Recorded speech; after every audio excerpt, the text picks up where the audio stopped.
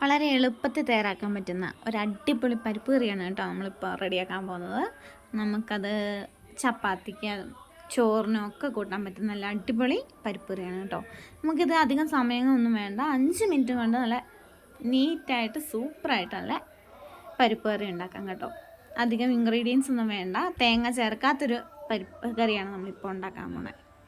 ഇതിലേക്ക് നമുക്ക് കുറച്ച് പരിപ്പിട്ട് കൊടുക്കാം, കഴുകി വൃത്തിയാക്കി. പിന്നെ നമ്മൾ അതിലേക്ക് ഇടാൻ പോകുന്ന കുറച്ച് സവോളയാണ് കേട്ടോ, നീളത്തിൽ കീറിയ സവോളയാണ് നമ്മൾ അതിലേക്ക് ഇടുന്നത്. പിന്നെ അതിലേക്ക് കുറച്ച് തക്കാളിക്ക് പഴവും കൂടെ നമ്മൾ ചേർക്കുന്നുണ്ട് കേട്ടോ. മീഡിയം സൈസ് തക്കാളിയും മീഡിയം സൈസ് സവോളയാണ് നമ്മൾ ഇട്ടിരിക്കുന്നത്. പിന്നെ കുറച്ച് കരിവേപ്പില ഇട്ട് കൊടുക്കുക. ഒരു തണ്ട് കരിവേപ്പിലയാണ് ഞാൻ എടുത്തിരിക്കുന്നത്, അതിൻ്റെ തണ്ടും കൂടി ഞാൻ അതിലേക്ക് ഇട്ട് കൊടുക്കുന്നുണ്ട് കേട്ടോ. പിന്നെ നമ്മൾ എന്താ ചെയ്യേണ്ടതെന്ന് വെച്ച് കഴിഞ്ഞാൽ, ഇനി നമുക്കിതിലേക്ക് കുറച്ച് ഉപ്പിട്ട് കൊടുക്കാം കേട്ടോ. ഉപ്പാണ് ഏറ്റവും മെയിനായിട്ടുള്ളൊരു സാധനം, അത് നമ്മൾ ഇട്ട് കൊടുക്കാനായിട്ട് മറന്നു പോയായിരുന്നു കേട്ടോ. അപ്പോൾ നമ്മൾ അതിലേക്ക് ഉപ്പിട്ട് കൊടുത്തിട്ടുണ്ട്. ഇനിയും കുറച്ച് വെള്ളം കൂടെ ഒഴിച്ചിട്ട് കുറച്ച് മഞ്ഞൾപ്പൊടി ഇട്ട് കൊടുത്ത്, നമ്മൾ പച്ചമുളക് ഇട്ടിട്ടുണ്ട് കേട്ടോ, പക്ഷേ അത് നമ്മൾ കാണിക്കാൻ വിട്ടുപോയതാണ്. പച്ചമുളകും ഇടണം. പച്ചമുളകും സവോളയും തക്കാളിയും കരിവേപ്പിലയും മഞ്ഞൾപ്പൊടി എല്ലാം കൂടി ഇട്ടിട്ടാണ് കേട്ടോ നമ്മൾ ഇളക്കി അടച്ച് വയ്ക്കാം.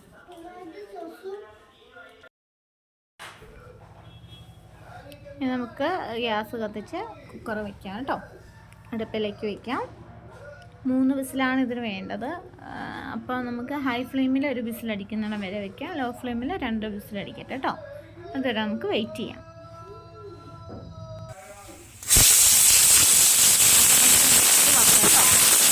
ഇനി നമുക്ക് തീ കുറച്ചിടാം. അപ്പോൾ നമ്മുടെ പരിപ്പ് വെന്തിട്ടുണ്ട് കേട്ടോ, നമുക്ക് തുറന്ന് നോക്കാം. കണ്ടോ, അപ്പോൾ നമ്മുടെ പരിപ്പെല്ലാം വെന്ത് നല്ല സെറ്റായിട്ട് ആയിട്ടുണ്ട്. ഇനി നമുക്ക് കുറച്ച് കാര്യങ്ങളോട് ചെയ്താലേ നമ്മുടെ പരിപ്പ് കറി ആകത്തുള്ളൂ കേട്ടോ. ചട്ടി വെച്ചു, ചട്ടിക്കിലേക്ക് ഇനി നമ്മൾ മെയിനായിട്ട് ചേർക്കേണ്ട സാധനം താളിച്ചിടാനാണ് കേട്ടോ. അപ്പോൾ നമ്മൾ കുറച്ച് ഓയിൽ ഒഴിച്ചിട്ടുണ്ട്. നമുക്ക് ഓയിൽ നന്നായിട്ട് ചൂടായിട്ടുണ്ട് കേട്ടോ. അപ്പോൾ ഇനി ഇതിലേക്ക് നമുക്ക് കടുക് ഇട്ട് കൊടുക്കാം.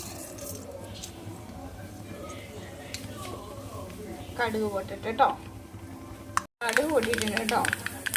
കടുക് പൊട്ടി കഴിയുമ്പോഴത്തേന് നമ്മൾ വെളുത്തുള്ളി അരിഞ്ഞ് വേണമെങ്കിൽ ഇടാം കേട്ടോ, പക്ഷെ ഞാൻ ചതച്ചാണ് ഇടുന്നത്.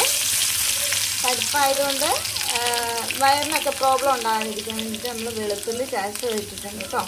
ചതച്ചോ അല്ലാതെ അരിഞ്ഞോ ഇടാം കേട്ടോ, ഞാൻ ചതച്ചിട്ടെന്നേ ഉള്ളൂ. പിന്നെ അതൊന്ന് ചെറുതായിട്ടായി കഴിയുമ്പോൾ നമ്മൾ ചെറിയ ഉള്ളി വട്ടത്ത് അരിഞ്ഞത് അതും കൂടി ഇട്ട് കൊടുക്കാം. പിന്നെ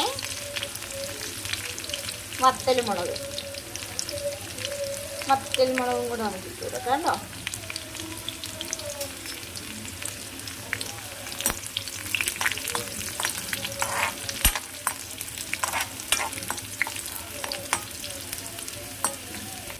നമുക്ക് ഇതിലേക്ക് കരിവേപ്പില അതിൻ്റെ തണ്ടും കൂടെ ഞാൻ ഇട്ട് കൊടുക്കുന്നുണ്ട് കേട്ടോ. ഒരു പച്ച കളറ് മാറണ്ട, ജസ്റ്റ് ഒന്ന് ഇതായാൽ മതി കരിവേപ്പിലയുടെ. പരിപ്പ് നമ്മൾ ഒരു ചട്ടിയിലേക്ക് മാറ്റിയിട്ടുണ്ട് കേട്ടോ. അതിനകത്ത് നമ്മൾ എരിവിന് വേണ്ടി ചേർത്തിരിക്കുന്ന പച്ചമുളക് മാത്രമേ ഉള്ളൂ കേട്ടോ. ഇനിയും നമ്മൾ ഇതിലേക്ക് താളിച്ച് വെച്ച സാധനം ചേർത്ത് കൊടുക്കും.